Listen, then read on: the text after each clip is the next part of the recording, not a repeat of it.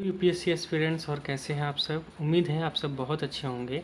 जैसा कि आप सभी को पता है जीएस पेपर 3 का यूनिट 1 हम लोग अच्छे से कंप्लीट कर रहे हैं और ये इसके बाद एक सेशन और आएगा, उसके बाद हम लोग यूनिट 1 बहुत अच्छे से कंप्लीट कर लेंगे।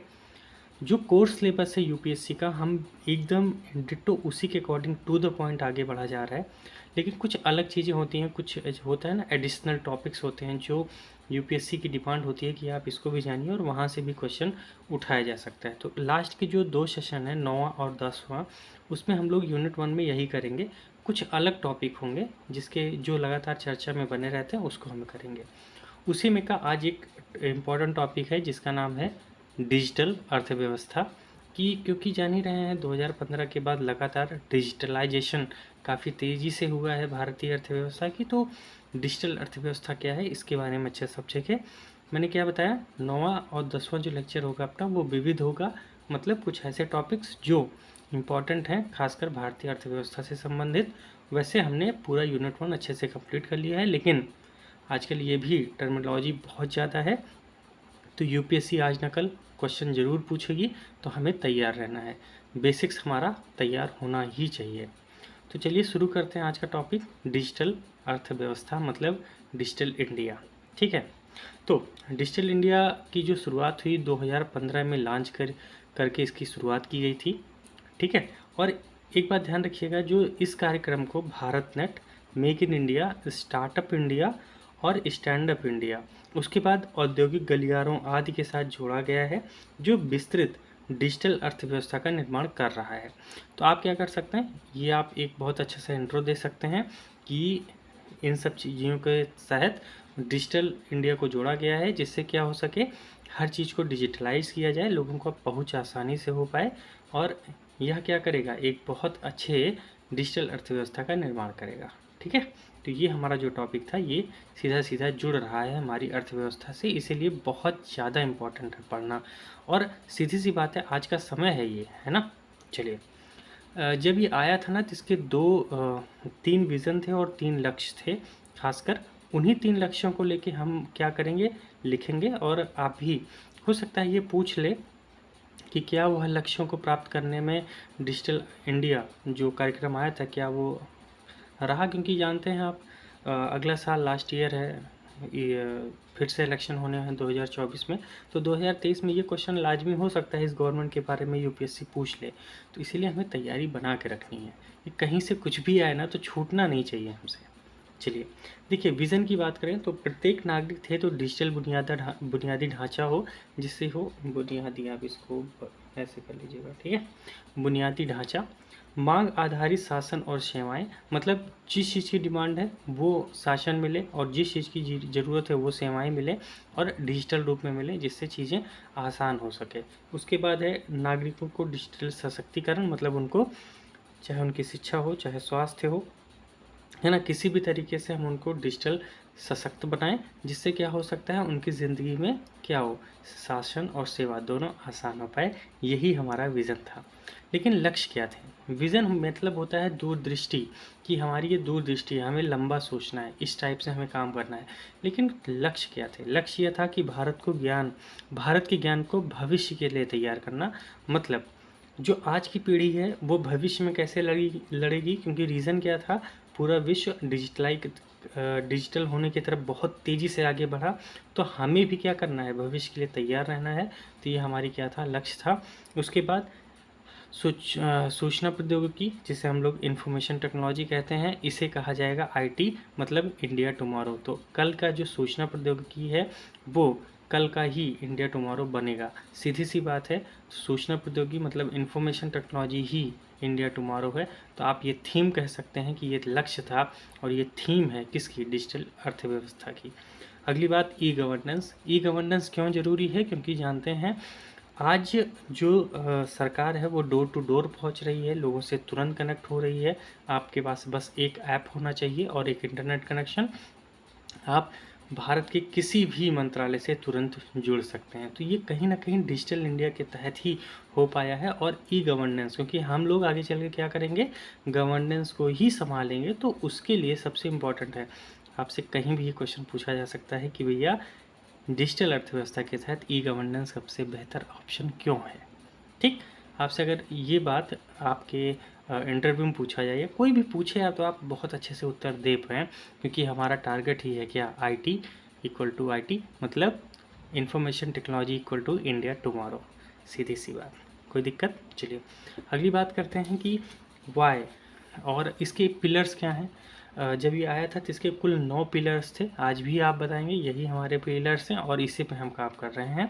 तो डिजिटल इंडिया के 9 पिलर हैं। पहला है ब्रॉडबैंड हाईवे। देखो जो हाईवेज़ है ना उनको कनेक्ट किया जाए ब्रॉडबैंड के साथ, मतलब इंटरनेट कनेक्टिविटी वहाँ आराम से मिल पाए जिससे आपको रास्ता खोजने में और किसी भी इमरजेंसी सुविधा के लिए कोई समस्या ना हो। तो ये होगा ब्रॉडबैंड हाईवे, इमरजेंसी सुविधाएँ और रास्ता, ये 2 बातें। तीसरी बात करते हैं, नेक्स्ट क्या है, सभी को टेलीफोन की सुविधा हो। टेलीफोन मतलब मोबाइल से कनेक्टिविटी और वहाँ पे इंटरनेट हो। ठीक, अगली बात है सार्वजनिक इंटरनेट एक्सेस। जैसे आप जानते हैं आजकल रेलवे स्टेशन हो गया, बस स्टेशन हो गया, या कोई भी ऐसी जगह जहाँ पे आपको इंटरनेट सुविधा मिलती है। जैसे आप जान रहे होंगे दिल्ली का बहुत ही फेमस जगह है यार, वो सीपी कहते हैं शायद उसको, है ना। तो वहाँ पे क्या था कि इंटरनेट एक्सेस है। उसी तरह लखनऊ में भी मैंने देखा, उसी तरह कई शहर जो बड़े शहर हैं वहाँ ये सार्वजनिक इंटरनेट एक्सेस मिला जिससे आप गवर्नमेंट की कुछ वेबसाइट्स या इमरजेंसी सुविधा पा सकते हैं। तो ये क्या है, डिजिटल इंडिया का ही तो है, जिससे लोगों को आसानी से मिल जाए।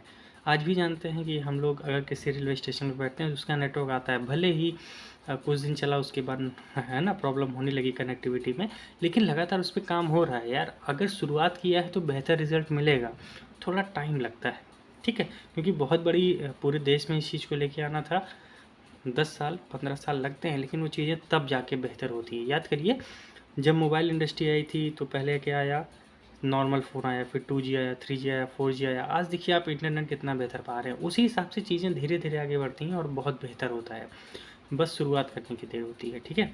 आगे बात करते हैं ई गवर्नेंस। देखिए ई गवर्नेंस जो हमने पढ़ा कि ये क्या था, ये पिलर्स हैं, ठीक। अगली बात है ई क्रांति मतलब इलेक्ट्रॉनिक सेवा।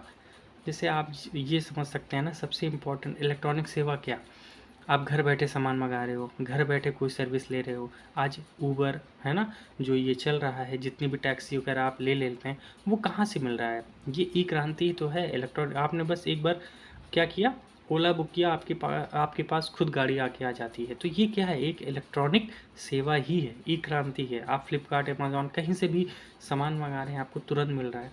कोई भी प्रॉब्लम आ रही है, आप ऑनलाइन किसी से कहीं भी जुड़ जा रहे हैं, तो ये क्या है, कहीं ना कहीं इलेक्ट्रॉनिक सेवा ही है, जो क्या है डिजिटल इंडिया का पिलर है। आज देखिए ना वो चीज़ें हकीकत में हो रही हैं क्या, 2015 के पहले ये चीज़ें उतनी ज़्यादा थी, इफेक्टिव नहीं थी, अब है। रीज़न क्या है, डिजिटल इंडिया, इस बात को ध्यान रखना है। आगे इन्फॉर्मेशन फॉर ऑल मतलब सबके लिए जो जानकारी है वो सबको आसानी से मिल जाए।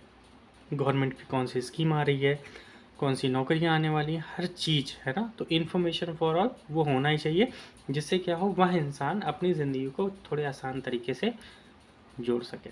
अगला है इलेक्ट्रॉनिक उत्पादन। हम ये चाहते थे कि इंडिया में मोबाइल हब बने, वहाँ पे मैन्युफैक्चरिंग बहुत ज़्यादा हो। क्यों, क्योंकि जब तक अपने यहाँ मैन्युफैक्चरिंग अच्छे से नहीं होगी, चीज़ें उपलब्ध नहीं होगी, तब तक ये सब चीज़ें पॉसिबल था नहीं, है ना। इसीलिए भारत सरकार ने जो लेकर आया है मेक इन इंडिया, उसके तहत इलेक्ट्रॉनिक आइटम पे बहुत ज़्यादा ध्यान दिया जा रहा है, क्योंकि हमें डिजिटली साक्षर होना है, तो डिजिटली चीज़ें होनी भी तो चाहिए आपके पास। इसीलिए सरकार आपको फ्री में फ़ोन दे रही होगी, फ्री में लैपटॉप दे रही है, फ्री में आपको टैबलेट दे रही है। तो उसके पीछे रीज़न यही है कि स्टूडेंट जो नए हैं वो उस चीज़ की आदत डालें। जब उनके पास वो चीज़ की आदत होगी तो सीधी सी बात है वो कंजम्पशन पे ध्यान देंगे और डिजिटल साक्षर अपने आप बन जाएंगे, ठीक। इकॉनमी ऐसे तो रन करेगी। चलिए अगली बात करते हैं, सूचना प्रौद्योगिकी के जरिए अधिक नौकरियां। सीधी सी बात है, इंफॉर्मेशन टेक्नोलॉजी रहेगी तो उसकी ज़रूरत पड़ेगी भाई, सीधी सी बात है। सब कुछ क्या है आज की दुनिया में, information, data. Data is new fuel कहा जाता है ना, तो क्यों कहा जाता है, क्योंकि उसके ही जरिए क्या मिलती हैं, बहुत सारी चीज़ें पता चलती हैं, और जब इससे पता चलती हैं तो लोगों की हैबिट्स पता चलती है, और उससे क्या होता है, लोगों को नौकरियां भी मिलती हैं, सीधी सी बात। अर्ली हार्वेस्ट प्रोग्राम, इसका मतलब ये हुआ कि जो स्कूल कॉलेज हैं वहाँ पे डिजिटल हाजिरी लगाई जाए। हाजिरी मतलब आपका टाइम आने जाने का वो फिक्स हो, और अर्ली हार्वेस्ट प्रोग्राम जैसे स्कूल में ही बच्चों को डिजिटल साक्षरता दिया जाए, तो क्या होगा कि उन बच्चों की शुरू से आदत पड़ेगी। आज देख रहे होंगे, आज के ज़माने में अगर छोटा सा बच्चा भी है तो वो फ़ोन चलाना तो जानता ही है। कहीं ना कहीं वो जाके ना अपने लिए कपड़े तक ऑर्डर कर ले रहा है, भले अभी 5 साल का है, लेकिन वो फ्लिपकार्ट पे जाके हर चीज़ देख ले पा रहा है क्या कर रहा है। तो ये क्या है, हमें भविष्य के लिए तैयार होना है, क्योंकि हमारा यही लक्ष्य था। इस बात को बिल्कुल नहीं भूलना है, ठीक है। चलिए, अब आगे हम लोग बात करते हैं कि डिजिटल इंडिया की क्या उपलब्धियां रहीं तब से लेके आज तक, क्या क्या चीज़ें ऐसी थीं जो हमें बहुत बेनिफिट मिला। आप बता सकते हैं, इंटरव्यू में अगर आपसे पूछे तो बताएं कि ये बताइए, पिछले 7 सालों से डिजिटल इंडिया आया है, भारत में ऐसी क्या थी जो आपको लगा कि ये ज़बरदस्त उपलब्धि थी। तो आप ये सब एग्जाम्पल थोड़ा ध्यान रखिएगा, कुछ और भी अच्छी चीज़ें मिलें तो आप उसको भी नोट डाउन कर लीजिएगा। जैसे सबसे पहला यही मिला, ईज़ ऑफ लिविंग। मुझे ज़िंदगी जीने में आसानी हुई, चाहे वो यूपीआई के थ्रू तो ट्रांजेक्शन्स की बात हो, या डिजी लॉकर की बात हो, या ऑनलाइन सेवाओं लेने की बात हो, मुझे डिजिटल इंडिया के तहत ईज़ ऑफ लिविंग तो मिला है। मिला है कि नहीं, ज़िंदगी आसान हुई है कि नहीं, बिल्कुल हुई है। कॉमन सर्विस सेंटर खुले हैं, सरकार दरवाजे और फ़ोन तक आ गई है, ठीक है। कॉमन सर्विस सेंटर, किसी भी समस्या की ज़रूरत है बस कॉमन सर्विस सेंटर। तो ये क्या है, सरकार दरवाजे और फ़ोन तक आ गई है, इसका मतलब यह है ई गवर्नेंस ज़बरदस्त हुआ है कि नहीं। चलिए आगे बात करते हैं, वन नेशन वन कार्ड। इसका मतलब है 80 करोड़ से अधिक देशवासियों हेतु मुफ्त राशन। कोविड, याद करिए, कोविड के दौरान ये लाके क्यों क्यों हो पाया, या कैसे हो पाया, क्योंकि हम डिजिटली सबको जोड़ पाए। अगर हम सबको डिजिटली जोड़ पाए तो हमें पता ये चला कि अच्छा, इतने सारे लोग यहाँ से नहीं वहाँ पे हैं। सीधी सी बात है, अगर किसी व्यक्ति का आपको राशन देना है तो उसके अंगूठा लगता है, अंगूठा मतलब उसका आधार से लिंक है। अगर आप जाके कहीं पे थंब इम्प्रेशन दे रहे हैं तो आपको पता चल रहा है ना कि निवासी आप उत्तर प्रदेश से हैं, लेकिन रह कहाँ रहे हैं। हो सकता है आप केरल में रह रहे हो सकता है तमिलनाडु में रह, हो सकता है उड़ीसा में, कहीं भी आप रह रहे हो, लेकिन आपका पता है, तो सरकार को ये पता है कि आप कहाँ हैं और आपको खाने की ज़रूरत है, तो मुफ्त राशन वहाँ भी आपको मिलेगा। तो ये क्यों हो पाया, बिकॉज ऑफ डिजिटल इंडिया। ठीक, किसी के सामने रखिए तो ज़बरदस्त पॉइंट रखिए। अगली बात है कोविन प्लेटफॉर्म। जैसा आप जानते हैं, कोविड के लिए वहाँ पे जाते थे, इस प्लेटफॉर्म पे आप अपने टीका को बुक कर लेते थे, है ना। तो ये प्लेटफॉर्म कैसा रहा, डिजिटल इंडिया की उपलब्धि तो है यार, ना होता तो कितनी समस्या होती। ये तो कहिए उसके पहले बहुत कुछ हमने कर रखा था। स्वास्थ्य में ले, जैसे हॉस्पिटल में ई चेकिंग हो रही है कि घर पे ही मरीज है, वहाँ से छोटी मोटी बीमारी है तो डॉक्टर ऑनलाइन चेकअप करके बस आपकी जानकारी लेके आपको दवा दे देना है। ई फाइलिंग की व्यवस्था है, मतलब हॉस्पिटल में जितनी चीज़ें आ रही है ना, वो फाइल का काम नहीं हुआ, डिजिटल फ़ोन पे आप सब कुछ, आपकी रिपोर्ट आ जाइए, पढ़ लीजिए, डॉक्टर भी डिजिटली ही देख रहा है। बस इम्पॉर्टेंट एक आध दो फॉर्म की ज़रूरत पड़ती है, तो कागज़ भी बचेगा और स्वास्थ्य की अच्छी प्रणाली भी बन जाएगी। आगे फास्टैग, सिंगल विंडो सिस्टम, ये सब भी सेवाएं आई ना। सिंगल विंडो सिस्टम पे क्या हुआ, आपको दर दर भटकने की ज़रूरत नहीं है, एक ही डिपार्टमेंट में जितने काम है वो सिंगल सिस्टम विंडो हो जाएंगे ऑनलाइन के जरिए। फास्टैग क्या कर रहा है, जान ही रहे हैं, बहुत ज़्यादा जो ट्रैफिक लगता था वो कहीं ना कहीं कम हुआ। ये सब डिजिटल इंडिया का ही कमाल है। आगे बात करते हैं माई स्कीम। यह एक सरकार की योजना का ऐप है जिसके तहत आप क्या कर सकते हैं, सरकारी योजनाओं की पहुंच सुविधा, एक सर्च और डिस्कवरी मंच है। आप जाइए यहाँ पे सर्च कीजिए कौन सी स्कीम है, वहाँ पे क्या क्या चीज़ें मिलेंगी, सब कुछ आपको माई स्कीम के तहत मिल जाएगा। तो ये क्या है, डिजिटल इंडिया ही तो है कि सरकार सीधा आपसे जोड़ रही है।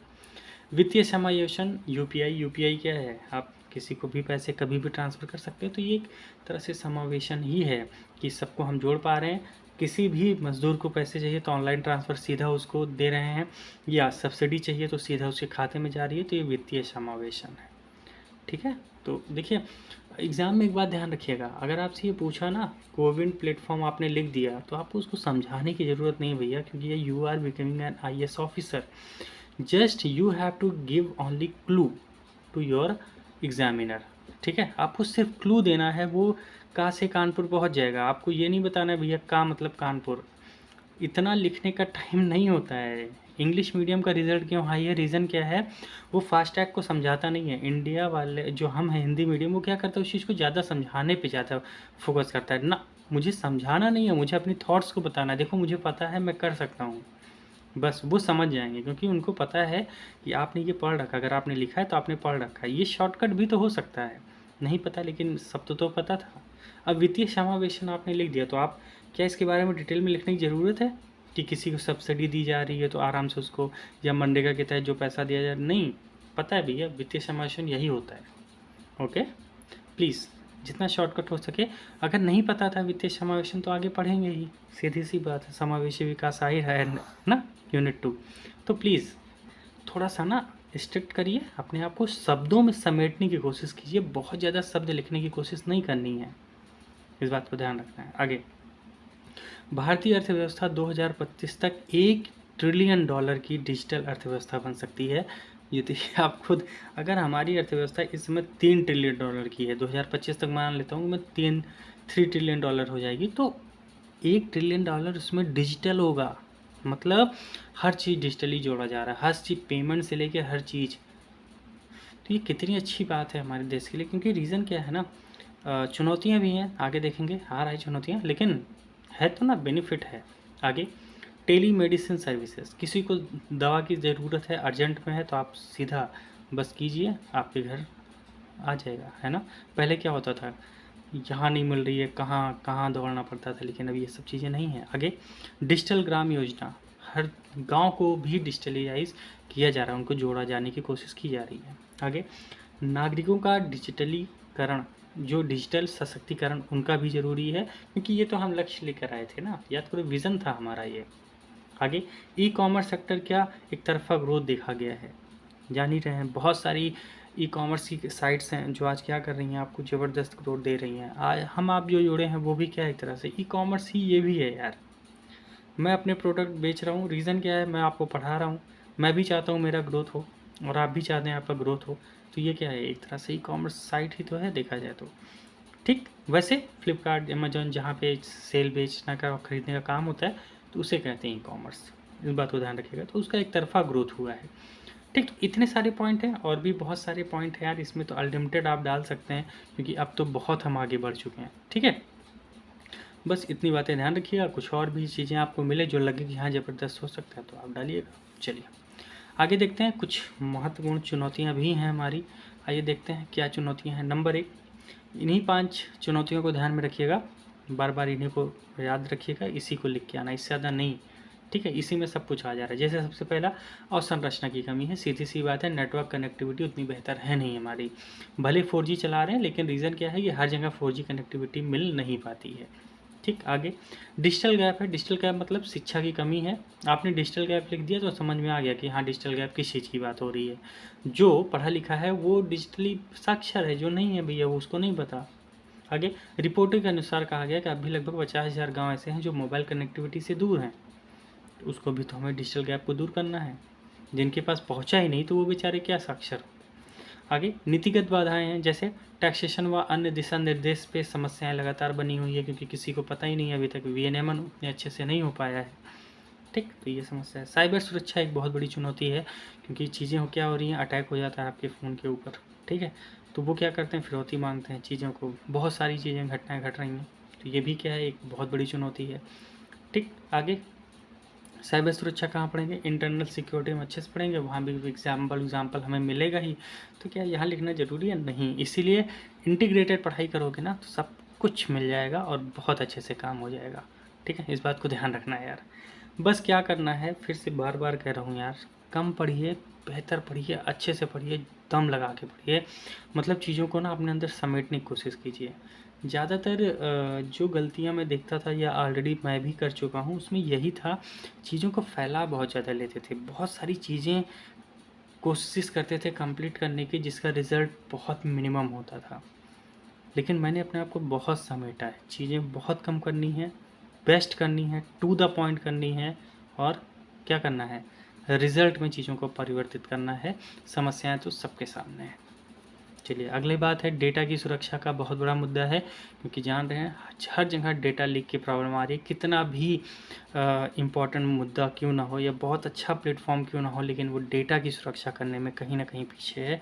तो ये सब खामियां हैं किसकी, डिजिटल अर्थव्यवस्था की, लेकिन फिर भी हमें बेनिफिट तो है।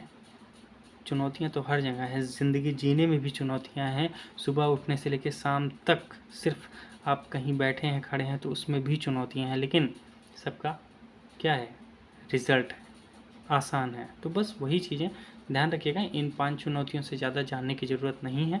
अगर आपको लगता है और सारी है तो बताइएगा बिल्कुल। ठीक है इस बात को ध्यान रखिएगा। चलिए आगे बात करते हैं डिजिटल अर्थव्यवस्था के लाभ क्या है और उसको विनियमन करने की आवश्यकता क्यों है। यूपीएससी हमेशा यही पूछेगा कि डिजिटल अर्थव्यवस्था का हमें क्या लाभ मिला इतने सालों में, क्या अभी भी लगता है कि विनियमन करने की आवश्यकता है, मतलब उसको और बहुत अच्छे नियम और रेगुलेशन में बांधने की ज़रूरत है, तो क्यों है। यूपीएससी यही तो पूछ सकता है यार, और मुझे नहीं लगता और क्या पूछ सकता है, और भी कुछ पूछ सकते हैं तो आप बताओ, तो उस हिसाब से आप तैयारी कर लेना। देखिए माइंड मैप में अगर जो भी क्वेश्चन आता है यार ये क्वेश्चन पूछ सकता है ना, तो उस पर थोड़ी सी रिसर्च कर लो, क्या दिक्कत है। ठीक, लेकिन मुझे लगता है कि यही सब क्वेश्चन पूछेगा। तो अभी हमने पढ़ाई उपलब्धियाँ कितनी है, थोड़े से लाभ भी देख लेते हैं क्या हो सकता है एडिशनल। काली अर्थव्यवस्था को हटाएगा। रीज़न क्या है, जब हर चीज़ ऑनलाइन होने लगती है तो वहाँ पे चीज़ों को छुपाना थोड़ा मुश्किल होता है, इसीलिए जो ब्लैक मार्केटिंग है वो बंद हो जाएगी। अगला, जिससे सरकार की राजस्व में वृद्धि तो होगी ही होगी, लोगों का सशक्तिकरण होगा। लोग चीज़ों को आसान हो पाएंगे, डिजिटली साक्षर हो पाएंगे, कहीं भी किसी भी देश में क्या कर पाएंगे, आप अच्छे से बातचीत कर पाएंगे। ठीक, तो ये सशक्तिकरण तो होगा ही। ई गवर्नेंस से बेहतर प्रशासन होगा, क्योंकि जिसको ज़रूरत है, टू द पॉइंट ज़रूरत है, उसको हम बेहतर दे पाएंगे। और जो गरीब है, जो तबका जिसको जो चीज़ की ज़रूरत है, हम उसको सही निर्देश दे पाएंगे, सही समय पे उसकी मदद कर पाएंगे। तो ये डिजिटल का फ़ायदा है। आगे, नई नौकरियों का सृजन होगा, बिल्कुल होगा। आगे, वित्तीय समावेशन जो हमने अभी पढ़ के आया, तो ये सब क्या है, कुछ इम्पोर्टेंट लाभ हैं। ठीक, अब आगे बात करते हैं कि इसके विनियमन की आवश्यकता क्यों है। एग्जैक्टली विनियमन मतलब होता है नियम, रूल्स, रेगुलेशन में इसको बांधने की ज़रूरत क्यों है।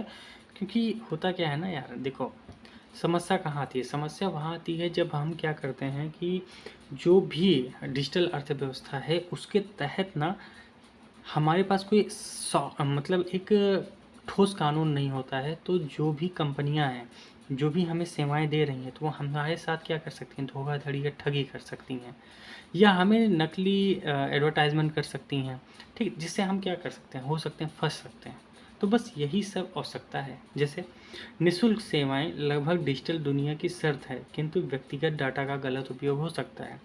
अब निःशुल्क सेवाएं, जैसे आप हो, आपने इंटरनेट भरा लिया, लेकिन यूट्यूब पे आप जो वीडियो देख रहे हैं या कहीं पे आप जो वीडियोस देख रहे हैं या कोई चीज़ पढ़ रहे हैं, तो वो निःशुल्क ही तो है। आप किसी की वेबसाइट पे गए, वहाँ पे चीज़ें ने आपको मिली, आपने उसको पढ़ा, तो वो निःशुल्क है। ये तो अनिवार्य शर्त है ना डिजिटल अर्थव्यवस्था, क्योंकि इसके बिना कुछ हो ही नहीं सकता।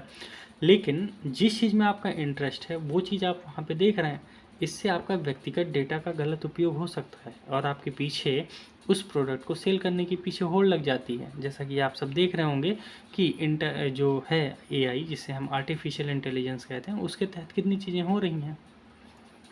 अगला, धोखाधड़ी और घोटाला। आए दिन आपको ये बातें सुनती हो कि इनके फ़ोन से यूपीआई से इतना हो गया, गूगल पे से इतना चला गया, फ़ोन पे से इतना चला गया। तो वो सब क्या है, कहीं ना कहीं विनियमन करने की ज़रूरत है कि कंपनियों को जवाबदेहिता बने। आगे, डार्क वेब का खतरा बना रहता है। हर चीज़ आपके डार्क वेब पे चले जाती है, तो वहाँ पे चीज़ें दिखती नहीं हैं लेकिन होती हैं।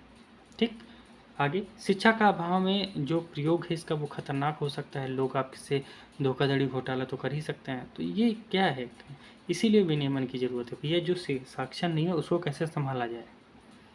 ठीक, साइबर का अटैक का खतरा होता है। अगर साइबर अटैक हो रहा है तो हमारे पास क्या क्या चीज़ें हैं, हम कहाँ कहाँ जा सकते हैं, तो ये सब ज़रूरत है। इसी सब चीज़ों की वजह से विनियमन की ज़रूरत है। आगे, नकली समाचार, गलत विज्ञापन से ठगी हो सकती है, जो मैंने अभी बात की। ठीक है, तो ये सब क्या है, एक तरह से चुनौतियां हैं, समस्याएं हैं और उसके निवारण हैं। सब कुछ हमने देखा अच्छे से। तो ये थी हमारी डिजिटल अर्थव्यवस्था और भारत अभी यहीं पे है। कुछ अगर और भी अच्छे पॉइंट्स मिलते हैं करंट अफेयर्स में तो आप इसको ऐड ऑन कर लीजिएगा। ठीक है, इसीलिए ये पेज मैंने यहाँ पे छोड़ रखा है, और भी बीच बीच में जो छोटी मोटी जगह है वो सब आप फिल कर सकते हैं। ठीक है, तो ये सेशन यहीं पर। उसके बाद देखिए कुछ छोटे छोटे टॉपिक्स और हैं जो मुद्दे हमेशा बने रहते हैं, वो लेके हमारी यूनिट कल उम्मीद है कंप्लीट हो जाएगी। तो उसके बाद हम लोग यूनिट 2 शुरू करेंगे, जिसका क्या नाम है, समावेशी विकास।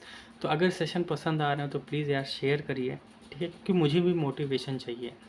अगर मुझे लगेगा मैं बिना मतलब की मेहनत कर रहा हूँ और कोई नहीं है जो साथ में है, तो जानते हैं ना ज़्यादा दिन मोटिवेशन रहता नहीं है। लेकिन कोशिश रहेगी ज़्यादातर लोग जुड़े, उनको बेनिफिट मिले। और कोई भी समस्या आती है तो व्हाट्सएप या टेलीग्राम आप मुझे कर सकते हैं। अगले सेशन में फिर से मिलेंगे, तब तक के लिए आप सभी का बहुत बहुत धन्यवाद। पढ़ते रहिए, एंजॉय करिए। ज़िंदगी आपकी है, मेहनत आपकी है, करना आपको ही पड़ेगा और कोई आपका साथ नहीं देगा। इस बात को ध्यान रखिएगा, हमेशा ध्यान रखिएगा। मेहनत सिर्फ आपको ही करनी है। तो प्लीज़ पढ़िए। यूपीएससी 2023 बहुत कम समय बचा है। मेहनत करने पे फोकस कीजिए। कोई समस्या आती है तो प्लीज़ कमेंट में कमेंट बॉक्स कीजिएगा। Thank you so much.